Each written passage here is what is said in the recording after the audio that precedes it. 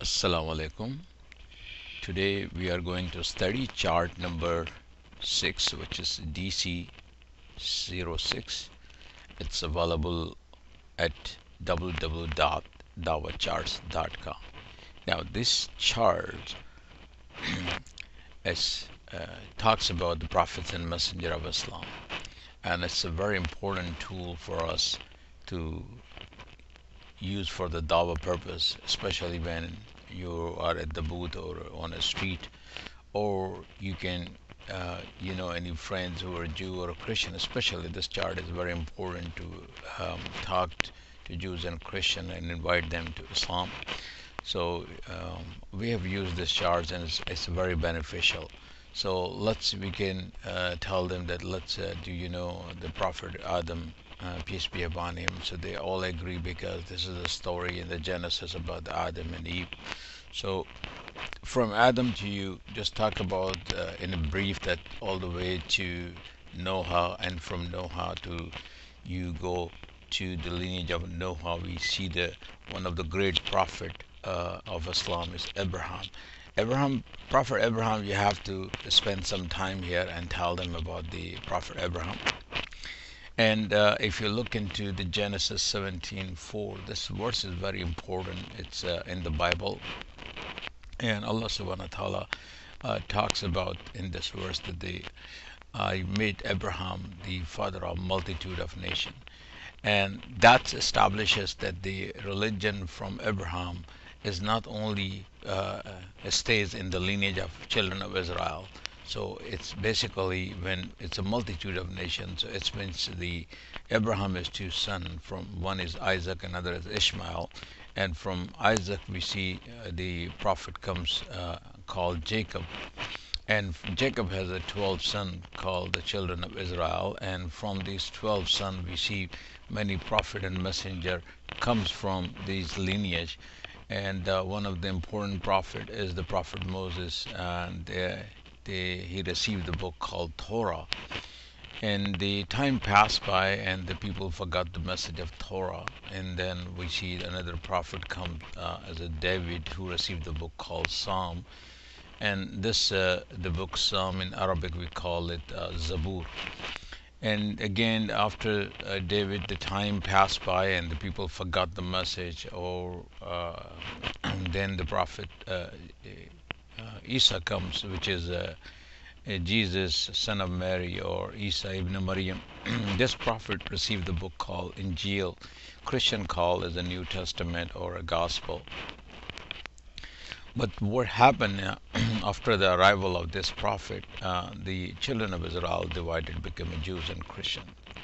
Now, as you know, that the God promised to Abraham that he will guide the nation of Abraham. And now at this point, when we see this prophet Jesus come and people divided, becoming Jews and Christian, a group of people did not believe in Jesus and did not agree with him, did not accept his mother, and also Jesus as a Messiah. They rejected him. Other group of people, they accepted him, but they later on, the time passed by, they also turned Jesus into object of worship. Instead of worshiping God, they start worshiping Jesus, and they start worshiping Mary, and there are many churches become from this understanding. And so today we see the two very big group. Actually, among Christian there are many churches, and the also Jews also divided into various sects also. So after 571 years later from this event of Jesus, a prophet comes in the Arabia called Prophet Muhammad. He comes from the lineage of Ishmael. If you look into the Bible, there are many verses in Genesis about 17:20 and 17 and 21:13 and 21:18 and 22:17 and 16:10. These verses actually in the Bible, in the Genesis, talks about the blessings forever for Ishmael and the promises of the great nation. And also in the tribe Kedar, actually also mentioned in the Bible. and from his lineage, from Ishmael's lineage, the Prophet Muhammad comes in Arabia in 571. Now, the Prophet Muhammad is very important in a variety of reasons. Number one is that he's the final and the last prophet from the lineage of Abraham. So his message was first started with the correcting the people who were around his own family. They were worshiping idols, and they were deviated from the true belief in one God. From Ishmael lineage, actually, they used to believe in one God, and but somehow they also turned into idol worshiping. So he corrected them, and then the next revelation, various verses came for the children of Israel, actually for the people of the book, and Allah addressed various verses to the children of Israel, and also as a whole to the people of the book, both Jews and Christians. So what we see in the Quran, actually, those verses are 364 and 384, that the Prophet Muhammad addressed these issues and clarified the misconceptions about Jesus being a God, and also the commandments of God. And the main purpose of, again, to inviting Jews and Christians to ask them to go back the way that Abraham believed, because Abraham stood for the pure monotheism. And if you look at the verse of the Quran 367, the Allah subhanahu wa ta'ala, the creator of heaven and earth, he says that Abraham was neither a Jew or a Christian.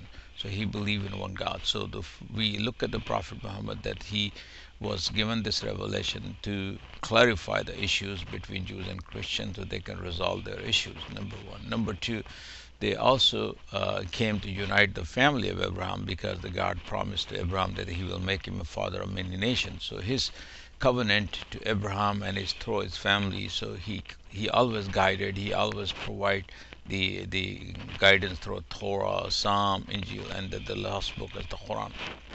So from that perspective, we look into the Muslim and Jews and Christians, they believe in the same God, and their belief is same. Then how come they look into different?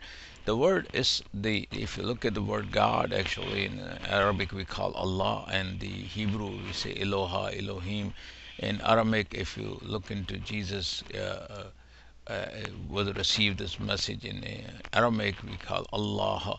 Sometimes still you wonder that in church you find the way the recitation in the church, sometimes Alleluia or Hallelujah. The word Allah is built into this phrase. This means the glory be to Allah. The other thing you have to look into the word Islam. The root word of Islam is SLM, the submission by choice.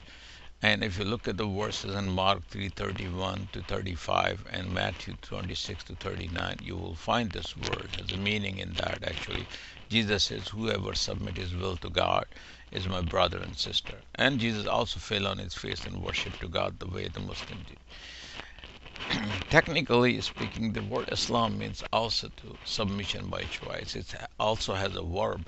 In English, we use the submit as a verb, and plus we add the suffix in the end, and we make the word called submitter.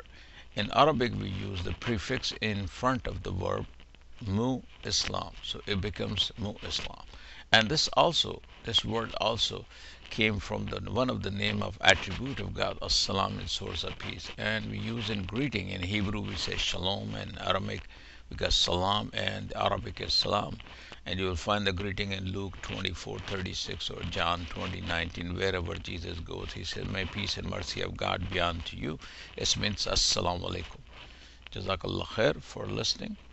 And here I will conclude, and any questions you have, you can further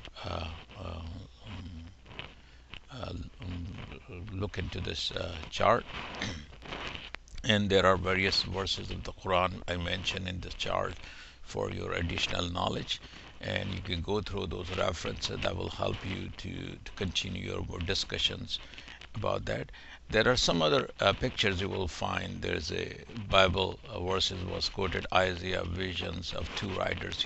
It was Isaiah saw this vision, the two rider, one was in a camel and one was in a donkey. The people saw Jesus came in Jerusalem in a donkey, and the Isaiah, you will see the camel here, showing the camel, and in Arabia. Okay. Anyway, Jazakallah khair and Assalamu alaikum.